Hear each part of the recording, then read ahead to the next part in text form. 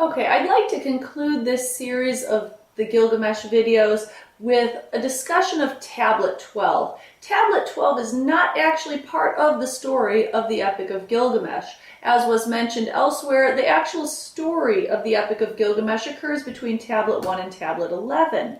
Tablet 12 is actually an addendum to the original story. It's a direct translation of a Sumerian poem titled In Those Days, in Those Distant Days. And it's now called Bilgamesh, B-I-L, Gamesh, and the Netherworld. So it goes by 2 days, or I'm sorry, 2 names. And it was possibly added at a much later date. It is inconsistent with the rest of the epic in many ways. First off, we find that Enkidu is dead, but suddenly in Tablet 12, Enkidu's alive.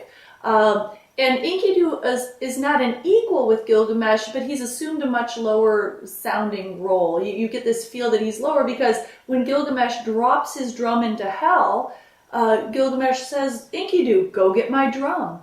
And so Enkidu obeys the command to go get the drum and it ends up in hell.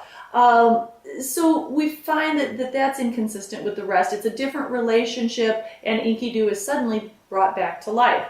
But it is kind of an interesting text because this is the oldest known record of the afterlife, or of the idea of the afterlife. Many people say, well, wait a minute, doesn't Genesis discuss the afterlife? No, actually it does not discuss the afterlife, but this text does talk about the afterlife. We also find the afterlife actually about 1,200 years after this text in Homer's The Odyssey. You've got to remember, Gilgamesh was written around 2000 BC. The Odyssey was written around 800 BC. There's another oddity about this text is that Enkidu is he's allowed to speak from beyond the grave. Gilgamesh has to get permission, and Enkidu speaks with Gilgamesh from beyond the grave.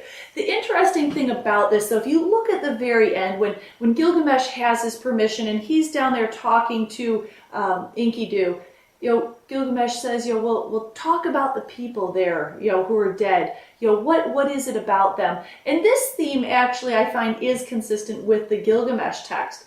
Enkidu recounts men. The man who has no sons, he lives sorrowfully. The man who has one son, he's a little bit happier. The man with 2 sons is much happier. By the time you get through the text, the man with 4, 5, 6 sons, live as kings. So what he's talking about is he's talking about the men who have more children are actually happier than those who do not. Why?